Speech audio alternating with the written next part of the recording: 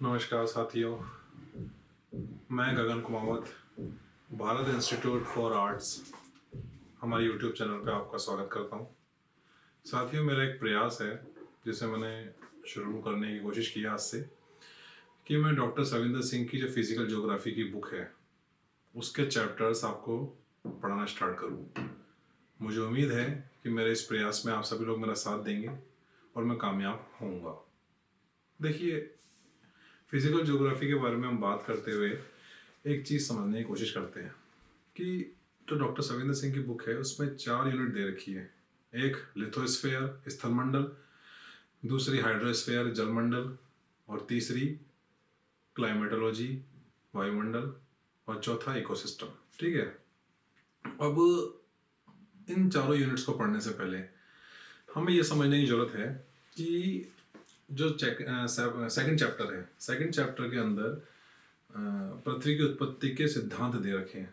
और इस पृथ्वी की उत्पत्ति के सिद्धांत के बारे में आज का हमारा विषय रहेगा। इस पर हम बात करने की कोशिश करेंगे।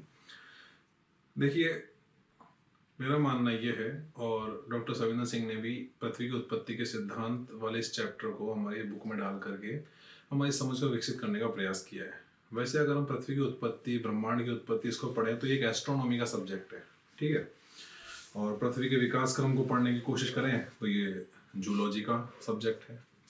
लेकिन जब हम आगे लिथोस्फेयर, हाइड्रोस्फेयर वगैरह वगैरह को पढ़ते हैं तो कभी कभी हमें पढ़ने को मिलता है मायोसीन, प्लायोसीन, इयोसीन, प्लिस्टोसीन। तो बार बार हम इन शब्दों से उलझे ना और इन शब्दों को बेहतर तरीके से पहले ही समझ सकें, तो इसलिए पहले पृथ्वी, ब्रह्मांड की, पृथ्वी सोलर सिस्टम की उत्पत्ति और उसके बाद पृथ्वी का विकास, ये हमारे शुरुआती चैप्टर रहेंगे। ठीक है। अब हम हमारे टॉपिक पर आते हैं, पृथ्वी की उत्पत्ति के सिद्धांत को लेकर के। पृथ्वी की उत्पत्ति के सिद्धांत को लेकर के दो प्रकार के मत प्रचलित हैं, एक धार्मिक मान्यताएं और एक वैज्ञानिक मान्यताएं। धार्मिक मान्यताओं में प्रत्येक धर्म ने अपने अपने प्रकार से अपने अपने धर्म ग्रंथों में पृथ्वी और ब्रह्मांड की उत्पत्ति के बारे में सिद्धांत दे रखे हैं, और उस पर हमें बात नहीं करनी है। लेकिन हम बात करेंगे वैज्ञानिक तर्कों पर, वैज्ञानिक सिद्धांतों पर। ठीक है।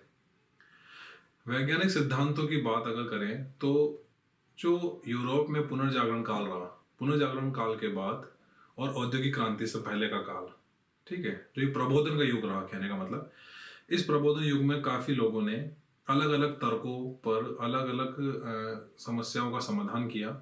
और ऐसे ही एक समस्या उनके सामने थी, एक उलझन थी उनके सामने कि ये जो पृथ्वी ग्रह है, इस ग्रह की उत्पत्ति कैसे हुई, ये सूर्य है, चंद्रमा, इनकी उत्पत्ति कैसे हुई, और इसको सुलझाने का उन्होंने प्रयास किया। ठीक है। तो चलिए देखिए, कोशिश करते हैं समझने की।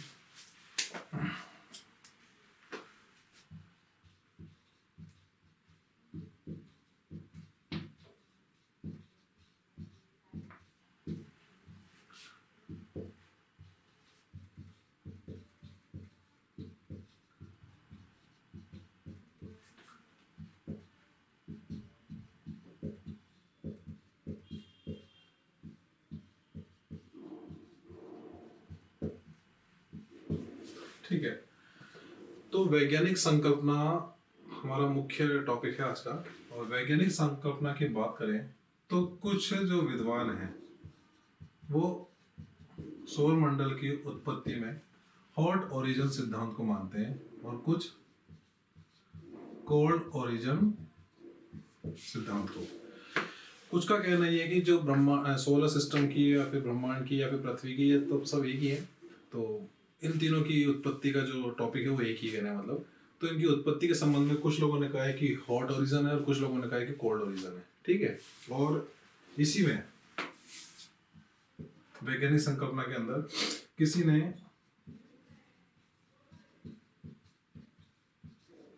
अद्वैतारक, ठीक है,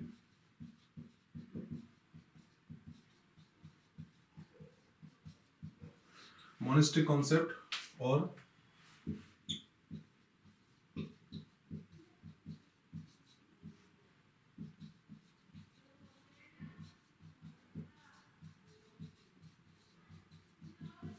ड्यूअलिस्टिक कॉन्सेप्ट। तो जो वैज्ञानिक संकल्पना है इसमें दो संकल्पना दी गई है, एक तो अद्वैतारक और एक द्वैतारक। अद्वैतारक के अंदर वो लोग हैं जो ये मानते हैं कि सौर मंडल की उत्पत्ति एक ही तारे से मिलकर के हुई है, मतलब इसमें किसी अन्य तारे का योगदान नहीं रहा है, ठीक है। और द्वितारक के अंदर अगर हम बात करें तो ये मानते हैं कि पृथ्वी की उत्पत्ति में एक से अधिक तारों का योगदान रहा है, तो वह द्वितारक सिद्धांत है। लेकिन फिर हम आज हम जो हमारा मूल केंद्र है, हम अद्वितारक संकल्पना को बात करने की कोशिश करेंगे। इसमें सबसे पहले इस समस्या को सुलझाने का प्रयास किया फ्रांस के एक वैज्ञानिक कास्ते द बफर ने 1749 में, ठीक है। ये फ्रांस के हैं। इसके बाद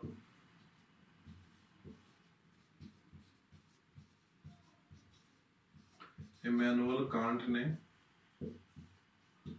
1755, और इसके बाद एक और आदमी है लाप्लास, इन्होंने 1796 में। लाप्लास का संबंध फ्रांस से है, इमैनुअल कांट का संबंध जर्मनी से है, ठीक है।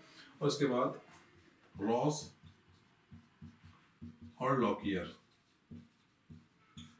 ठीक है। और सबसे महत्वपूर्ण अगर संकल्पना की बात करें तो इमैनुअल कांट और लाप्लास की इन पांचों में से, ठीक है। इमैनुअल कांट साहब ने जो पृथ्वी की उत्पत्ति का जो सिद्धांत बताया, सोलर सिस्टम की उत्पत्ति का सिद्धांत बताया है, वो उन्होंने गैसियस हाइपोथेसिस को लेकर के रखा है कि वायव्य संकल्पना रखी है इन्होंने कि कोई पिंड था, उस पिंड का गर्म होना और गर्म होने के बाद उसका वायव्य गैस में परिवर्तित हो जाना, और गैस के बाद उसमें धीरे धीरे तापमान कम होना, तापमान कम होने के बाद उसमें अलग अलग छल्ले निकलना, और छल्ले निकलने से फिर उन छल्लों का संकुचन होना और कठोर ग्रहों का बनना। इस टाइप से इमैनुअल कांट साहब ने अपनी थ्योरी दी है। तो ठीक है, कोशिश करते हैं इमैनुअल कांट साहब की थ्योरी को पढ़ने की, ठीक है।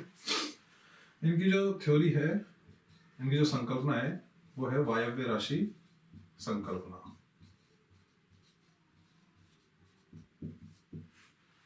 गैसियस हाइपोथेसिस, ठीक। इस गैसियस हाइपोथेसिस में इन्होंने एक बात कही है कि ब्रह्मांड में पहले से ही एक देव निर्मित आद्य पदार्थ था जिसे प्रीमोर्डियल मैटर कहा गया है।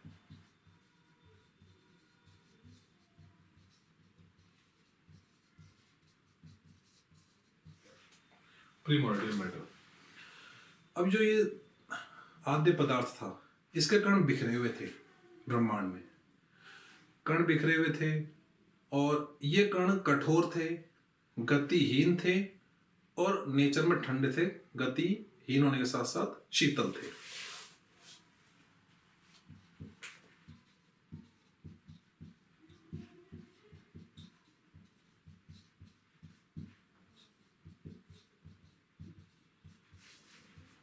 ये था। अब ये जो कण थे, एक बार थोड़ा देखते हैं करके कच्चा डायग्राम। ये इस टाइप से बिखरे हुए थे, स्कैटर्ड थे, फैले हुए थे, ठीक है। अब इनमें आकर्षण के कारण, एक दूसरे से आकर्षण के कारण, या फिर इस टाइप से आकर्षण के कारण इनमें टकराव हुआ। टकराव होने की वजह से इनमें गति पैदा हुई और ऊष्मा की उत्पत्ति हुई, ठीक है। तो ये जो कठोर थे, गतिहीन थे, शीतल थे, इनमें टकराव होने की वजह से ये गर्म होने लगे। गतिहीन थे तो गतिशील होने लगे,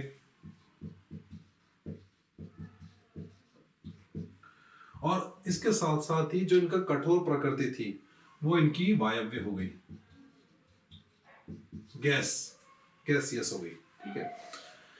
अब जब ये वायव्य रही, गैसियस रही, तो धीरे धीरे इस निहारिका का, इस गैसियस नेबुला का साइज बढ़ने लगा। मान लीजिए कि इसकी साइज ये थी, तो धीरे धीरे इसकी साइज बढ़ गई और साइज बढ़ने के साथ साथ इसका तापमान भी बढ़ने लगा। ये कांट साहब ने कहा है, साइज बढ़ने लगी, इसका तापमान बढ़ने लगा, और साइज और तापमान दोनों के बढ़ने के साथ साथ ये इसकी गति तेज होने लगी, तेज तेज जैसे घूमने लगी, और आगे जाकर के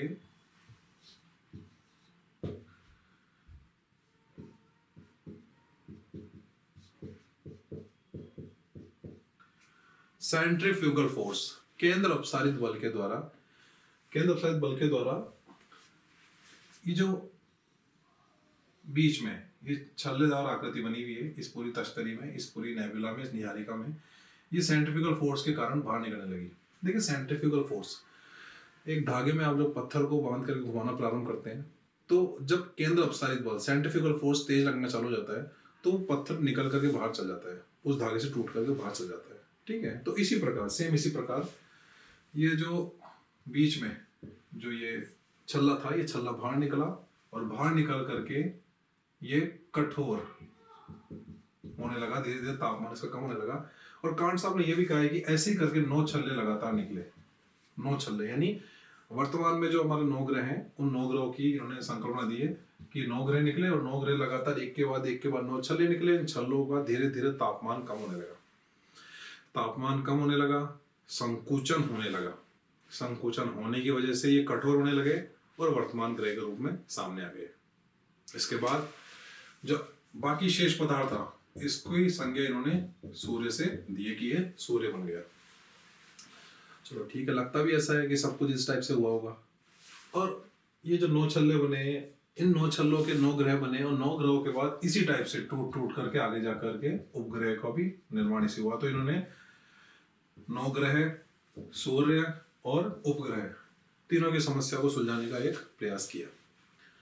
अब कांट साहब ने अपनी सोलर सिस्टम की उत्पत्ति का सिद्धांत गैसियस हाइपोथेसिस दे तो दिया, लेकिन आगे जा करके इनकी ये थ्योरी 2 नियमों पे खिलाफ निकली, एक गणितीय नियमों के खिलाफ और एक न्यूटन के गुरुत्वाकर्षण के नियम के खिलाफ। ठीक है, तो उसकी विपरीत निकली कहने का मतलब, और इनका मूल्यांकन किया गया, और मूल्यांकन किया गया लाप्लास के द्वारा 1796 में जब इन्होंने थ्योरी दी अपनी नेबुला हाइपोथेसिस, तो निहारिका परिकल्पना, तो उन्होंने इसका मूल्यांकन करा। और मूल्यांकन में इन्होंने पहली बात कही कि जो ये कण थे, इन कणों में आपसी आकर्षण की वजह से गति पैदा हुई, और गति आकर्षण की वजह से पैदा नहीं होती है, पहली बात। दूसरी बात कि ऊष्मा का जनन हुआ, तो ये दोनों ही बातें इसमें नकार दी गई कि कणों के आपसी आकर्षण की वजह से गति और ऊष्मा का जनन। ठीक है, दूसरी बात इन्होंने कही कोणीय आवेग के स्थिरता के सिद्धांत के बारे में। कोणीय आवेग के स्थिरता के सिद्धांत पर भी उन्होंने यही बात कही कि जो ये कण हैं, इन कणों में गति और इन कणों की ऊष्मा को लेकर के इन्होंने कोणीय आवेग की स्थिरता के सिद्धांत को लेकर के सेकंड पॉइंट डाल दिया, इस प्रकार भी नहीं होता। थर्ड इन्होंने कहा कि जब ये निहारिका, ये नेबुला साइज में बढ़ रही थी, तो कोई चीज जब साइज में बढ़ेगी तो उसकी गति भी बढ़ेगी, ऐसा कांट साहब ने कहा। लेकिन ऐसा नहीं होता है कि कोई चीज जब साइज में बड़ी होती है तो उसका आयतन बढ़ता है तो उसकी गति कम होती है, और कोई चीज जब आयतन में कम होती है तो उसकी गति तेज होती है। तो इन 3 मूल्यांकनों के आधार पर लाप्लास साहब ने कांट की गैसियस हाइपोथेसिस का आलोचना करी। और अब इसके बाद जो नेक्स्ट है हमारी, वो हमें पढ़नी है लाप्लास महोदय की नेबुला हाइपोथेसिस। देखिए कांट साहब ने काफ़ी जो ये थ्योरी दी, काफ़ी लंबे समय तक ये चर्चा में रही, प्रसिद्धि भी प्राप्त करी, लेकिन 2-3 नियमों के विपरीत होने की वजह से इनकी ये थ्योरी पिट गई, और आगे जा करके लाप्लास की थ्योरी लाप्लास महोदय द्वारा दी गई। ठीक है, जिसने आगे जा करके और पृथ्वी के 9 ग्रह के अलावा सूर्य की स्थिति, इनको समझने में महत्वपूर्ण भूमिका निभाई। ठीक है।